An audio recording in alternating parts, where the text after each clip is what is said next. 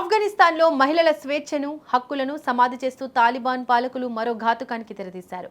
ఆడపిల్లల గొంతు నొక్కేస్తూ వారి జీవితాలను అంధకారంలోకి నెట్టేసేలా ఒక కిరాతక చట్టాన్ని అమల్లోకి తెచ్చారు. పెళ్లి ప్రస్తావన వచ్చినప్పుడు ఒక బాలిక నోరు విప్పకుండా మౌనంగా ఉంటే లేదా సిగ్గుపడితే ఆ మౌనాన్ని ఆమె పెళ్లికి అంగీకరించినట్లుగానే భావించాలంటూ తాలిబాన్ సర్కార్ కొత్త ఫత్వా జారీ చేసింది. ప్రపంచవ్యాప్తంగా ఆధునిక సమాజం మానవ హక్కుల గురించి మాట్లాడుతుంటే తాలిబాన్లు మాత్రం మధ్యయుగాల నాటి అనాగరిక చట్టాలతో మహిళల జీవితాలతో చెలగాటమాడుతున్నారు.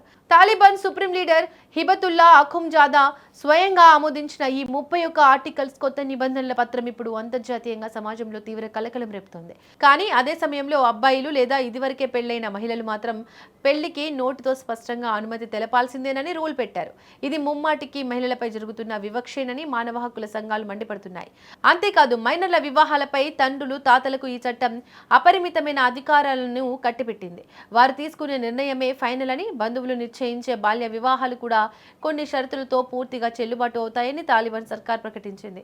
దీంతో ఆఫ్ఘన్ దేశంలో బాల్య వివాహాలు మరింతగా పెచ్చుమీరిపోయే ప్రమాదం ఉందని నిపుణులు హెచ్చరిస్తున్నారు. అయితే ఈ నల్ల చట్టంలో ఇస్లామిక్ సూత్రమైన ఖియార్ అల్ బులాల్ అనే నిబంధనలు కూడా చేర్చారు. దీని ప్రకారం చిన్నతనంలోనే బలవంతంగా పెళ్లి చేయబడ్డ బాలబాలికలు వారు పెద్దయ్యాక ఆ వివాహాన్ని రద్దు చేయమని కోరవచ్చు. కానీ ఇక్కడే అసలు ట్విస్ట్ ఉంది. ఈ వివాహ రద్దు కోరాలంటే తాలిబాన్ల మతపరమైన కోర్టుల అనుమతి తప్పనిసరిగా తీసుకోవాలి. మహిళల చదువుపై, ఉద్యోగాలపై ఇప్పటికే ఆంక్షలు విధించిన తాలిబాన్లు ఇప్పుడు వారి వ్యక్తిగత జీవితాలను, వివాహాలను కూడా తమ గుప్పిట్లోకి తీసుకున్నారు. భయం నీడలో బతుకుతున్న ఆఫ్ఘన్ మహిళలు ఈ కొత్త నియమాలతో మరింతగా బానిసత్వంలోకి మగ్గిపోయే పరిస్థితి వచ్చింది.